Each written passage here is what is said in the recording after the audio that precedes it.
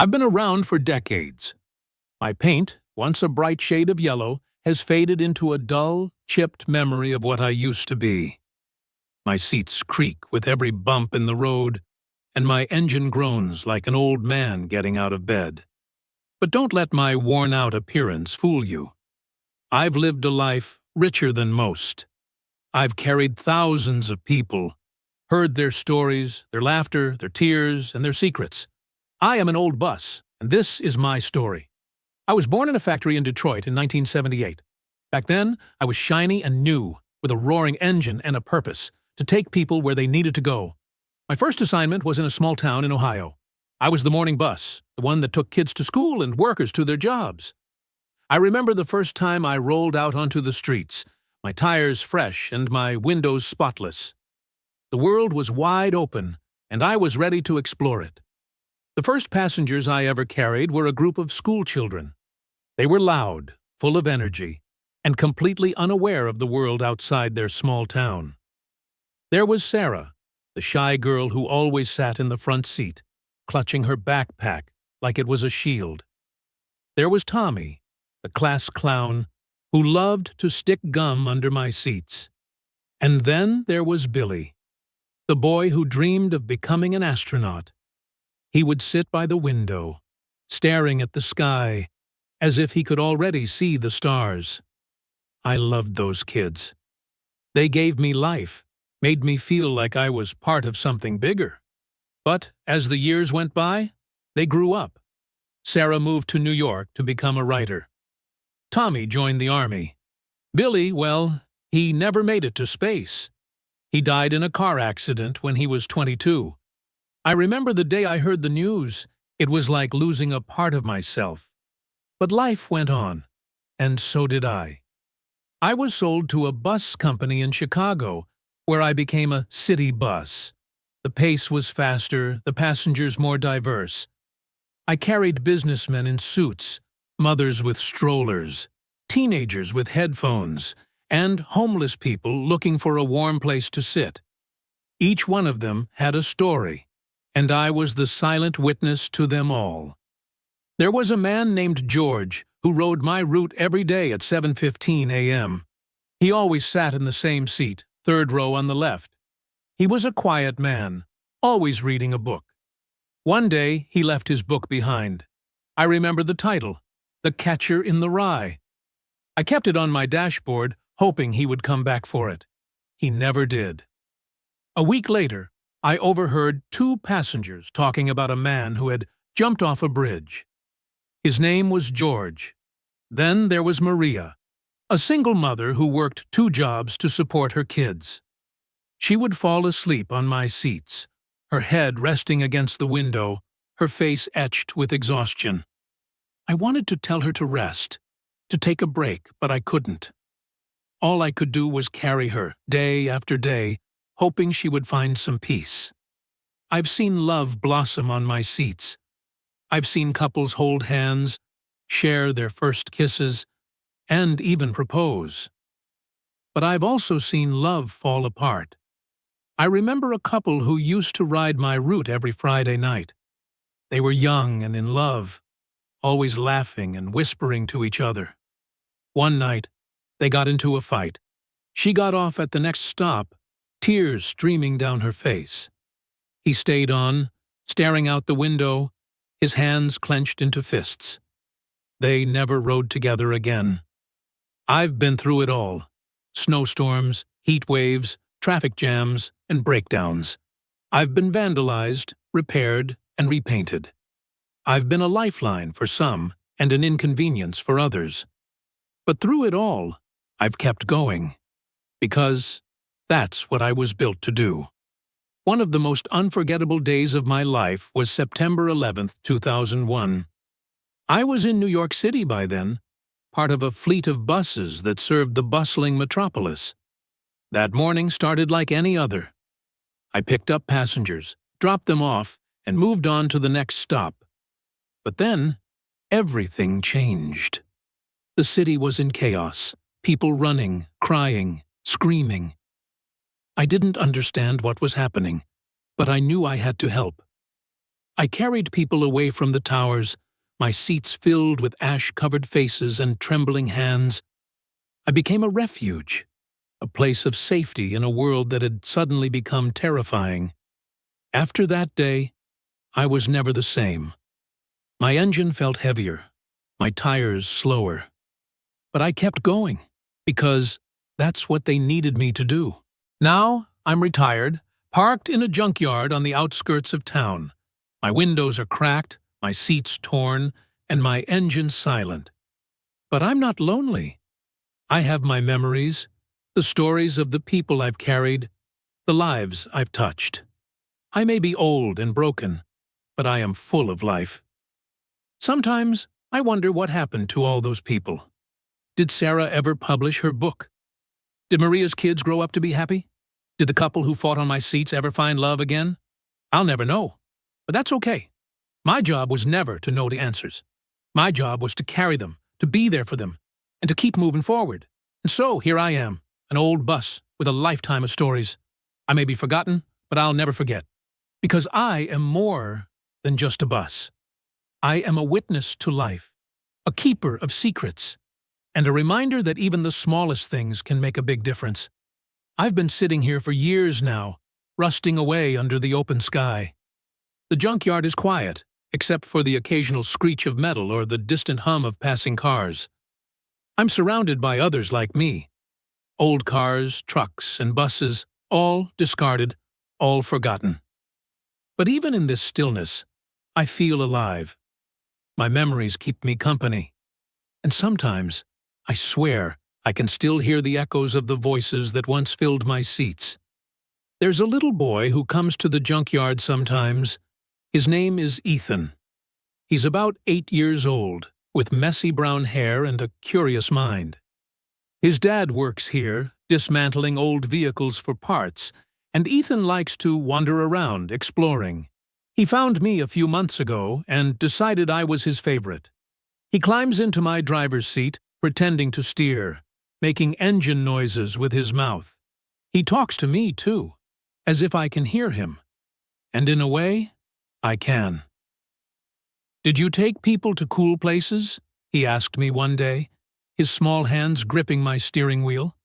"Like the beach or the mountains?" If only I could answer him. I'd tell him about the time I drove a group of kids to a summer camp in the Rockies. They sang songs the whole way there, their voices filling me with a joy I hadn't felt in years. Or the time I took a family to the beach for their first vacation in years. The little girl had pressed her face against my window, her eyes wide with wonder as she saw the ocean for the first time. Ethan likes to bring his toy cars and line them up on my dashboard. He tells me stories about them, how this one is a race car that always wins, and that one is a truck that saves people from floods. I listen, and I remember. I remember the people I saved, the lives I touched, and the moments that made it all worthwhile. One day, Ethan asked his dad if he could fix me up. "This bus is special," he said. "I don't want it to go away." His dad laughed and ruffled his hair. "She's too old, buddy. It'd take too much work." Ethan looked at me, his eyes full of determination. "I'll fix you up one day," he whispered. "I promise." It's a nice thought, but I know better. My time has passed. I'm not meant to be on the road anymore, but that doesn't mean I'm useless. Even here, in this forgotten corner of the world, I have a purpose. I'm a code playground for a little boy with a big imagination. I'm a reminder of the past, a relic of a time when life was simpler, and people relied on me to get them where they needed to go. Sometimes, I wonder what will happen to me when Ethan grows up. Will he forget about me, like so many others have? Or will he remember the old bus in the junkyard, the one he used to play in, the one that carried 1,000 stories? I hope he remembers. I hope he carries a piece of me with him, just as I carry a piece of everyone I've ever met. The sun is setting now, casting a golden glow over the junkyard. Ethan is gone for the day and I'm alone again. But I don't mind. I've had a good life, a full life, and even though I'm no longer on the road, I'm still here, still standing, still a part of the world. Because I am more than just an old bus. I am a storyteller, a memory keeper, and a witness to the beauty and pain of life. And as long as I have my memories, I will never truly be forgotten. Ethan didn't come back for a few days, and I found myself missing him. It's funny, isn't it? After all these years of carrying people, I thought I'd grown used to being left behind. But that little boy, with his big dreams and endless questions, had brought something back to me. A spark, a sense of purpose, even if it was just to be his code playground for a while. When he finally returned, he was carrying something new. A notebook. He climbed into my driver's seat, as he always did, and opened it up. "I'm going to write down all the places you've been," he said, his voice full of excitement. "That way, you'll never be forgotten." I wanted to laugh, to tell him that I already remembered everything, but I stayed silent, as I always do, and let him write. He started with the questions. "Did you ever go to New York City?" he asked, his pencil poised over the page. Oh, Ethan, if only you knew. I wanted to tell him about the chaos of Manhattan, the honking horns, the crowded streets, the way the city seemed to pulse with life. I wanted to tell him about the day I carried a woman who had just landed her dream job, her smile lighting up my interior like the sun, or the man who had lost everything and sat in the back, staring out the window, his shoulders slumped under the weight of the world. But I couldn't say any of that, so I let him imagine it instead. He scribbled furiously, his tongue poking out of the corner of his mouth as he wrote. "You probably saw the Statue of Liberty," he said, "and Times Square, and maybe even the Empire State Building." I wanted to tell him he was right, that I'd seen all those things and more, but I stayed quiet, letting him fill in the blanks. "Did you ever go to the mountains?" he asked next. I thought of the winding roads, the crisp mountain air, the way the sunlight danced on the peaks. I thought of the hikers I'd carried, their backpacks stuffed with gear, their faces full of anticipation. I thought of the family who had taken a trip to the Rockies, their laughter filling my seats as they played games to pass the time. I thought of the quiet moments, too, the times when I was parked at a rest stop, the world around me silent, except for the rustle of leaves and the distant call of a bird.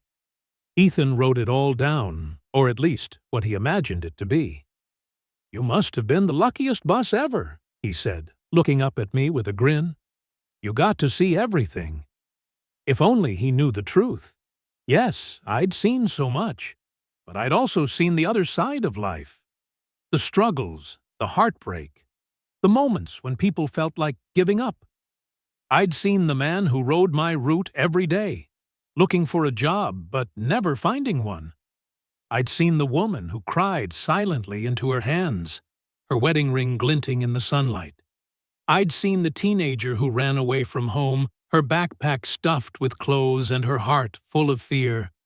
But I didn't want to burden Ethan with those stories. He was just a boy, full of hope and wonder. So I let him believe that my life had been nothing but adventure and joy. As the weeks went by, Ethan's notebook filled up with stories. Some of them were based on the questions he asked me, but most of them were his own creations. He imagined me as a hero, a bus that saved people from floods and fires, that carried explorers to uncharted lands, that brought families together and made dreams come true. It was a beautiful fantasy, and I was happy to be a part of it. But deep down, I knew it couldn't last forever. Ethan was growing up, and one day he would stop coming to the junkyard. One day he would leave me behind, just like everyone else had. The thought made my engine ache, even though it hadn't run in years. And then, one day, it happened. Ethan came to the junkyard with his dad, but this time he wasn't carrying his notebook. He wasn't smiling either. He climbed into my driver's seat, as he always did. But he didn't pretend to steer or make engine noises. He just sat there, staring out the window. "I'm moving," he said finally, his voice barely above a whisper. "Dad got a new job, and we're leaving next week." I wanted to tell him it was okay, that I understood, that I'd been left behind before and I'd survive it again, but I couldn't say any of that, so I just sat there, silent and still. Ethan reached into his pocket and pulled out a small, folded piece of paper. He placed it on my dashboard, right where he used to line up his toy cars. "I wrote you a letter," he said, "so you won't forget me." As if I ever could. He climbed down from my seat and walked away, his shoulders slumped, his head down. I wanted to call out to him, to tell him to come back, but I couldn't. All I could do was watch as he disappeared from view. When the junkyard was quiet again, I unfolded the piece of paper. It was a simple note, written in Ethan's messy handwriting. "Dear Bus, thank you for being my friend. I'll never forget you. Love, Ethan." I don't know how long I sat there, staring at that note. It felt like a lifetime. But eventually, I folded it back up and tucked it into a crack in my dashboard where it would be safe. Ethan might forget me one day, but I would never forget him. The years passed, and the junkyard grew quieter. The other vehicles around me were dismantled, one by one, until I was the only one left. My paint faded even more, my windows cracked, and my seats crumbled. But I held on to that note, and to the memories of all the people I'd carried, all the lives I'd touched. And then, one day, something unexpected happened. A man walked into the junkyard. He was tall, with messy brown hair and a familiar look in his eyes. He stopped in front of me, his hands in his pockets, and smiled. "Hey, old friend," he said. "It's been a while." It was Ethan, all grown up, but still the same boy who had once played in my driver's seat. He ran his hand along my side, his touch gentle, almost reverent. "I told you I'd fix you up one day," he said. And I meant it. For the first time in years, I felt hope. Maybe my story wasn't over after all. Maybe there was still more to see, more to do, more lives to touch. Because I am more than just an old bus. I am a storyteller, a memory keeper, and a witness to the beauty and pain of life.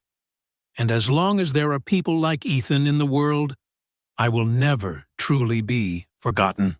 Ethan kept his promise. Over the next few months, he came back to the junkyard almost every day, this time with tools, paint, and a determination that reminded me of the boy he used to be. He brought his son, a little boy named Jack, who was just as curious and full of life as Ethan had been all those years ago.